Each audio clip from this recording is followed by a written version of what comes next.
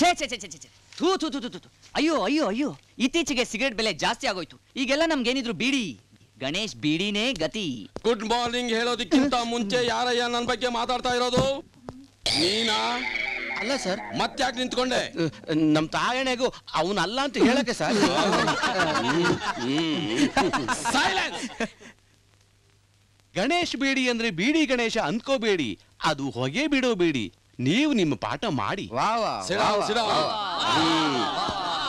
ಏನಿವತ್ತು attendance full ಆಗಿದೆಯಲ್ಲ?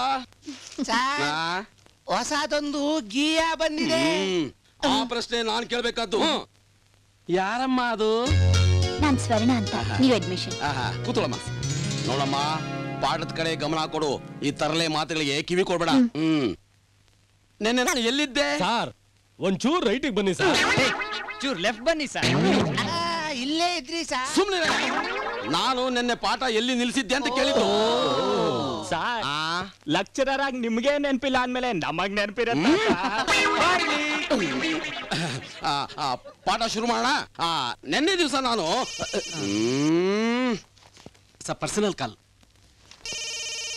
Please switch off your mobiles. Very good. Let us start the. ಯಾವ ತಗಡು ಕಂತ್ರಿ ಕಚಡ ಮೊಬೈಲ್ ಅಯ್ಯ? ಸರ್ ನಿಂದೇನಯ್ಯ? Sorry to say this sir. ನಿಮ್ದು.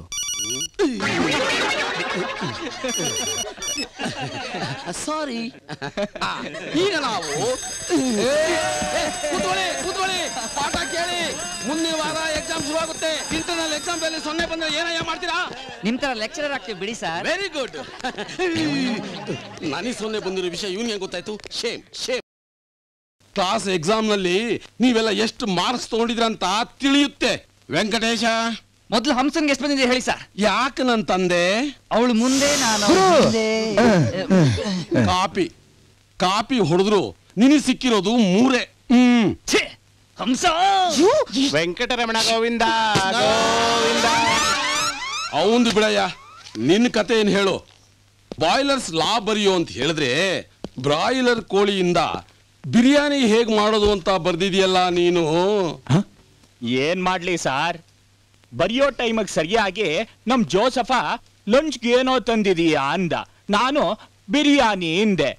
ಅದಕ್ಕವನು ಮಾಡೋದು ಹ್ಯಾಗೋ ಅಂದ. ಅದಕ್ಕೆ ಮಾಂಸ ತರೋದ್ರಿಂದ ಹಿಡಿದು ಮುಂದೆ ಕೂತು ಮುಕ್ಕೋ ತನಕ ಬರ್ದಿದ್ಯಾ ಅಷ್ಟೇ ತಾನೆ? Yes sir. ಮಾರ್ಕ್ಸ್ ಎಷ್ಟು ಅಂದ್ರಿ ಸರ್? ನಿಂದ ಆಮ್ಲೇಟು. ಎಲ್ಲಿ ನಮ್ಮ ಕವಿ ಪುಂಗವ ಜೋಸೆಫ್?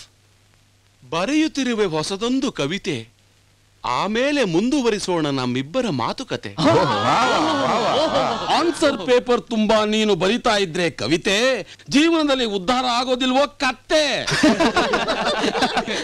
ಸರ್ ನಂದೆಷ್ಟು ಸರ್? ನಿನ್ನ ಪೇಪರ್ನ ನಾನು ಕರೆಕ್ಷನ್ ಮಾಡಿಲ್ವೋ? ಯಾಕೆ ಸರ್? 60 ಅಡಿಷನಲ್ ಪೇಪರ್ ತಗೊಂಡು ಪುಸ್ತಕದಲ್ಲಿ ಇಲ್ದೇ ಇರೋ ಉತ್ತರ ಬರೆದ್ರೆ ನಾನು ಏನ್ ಹುಡುಕ್ಲಿ?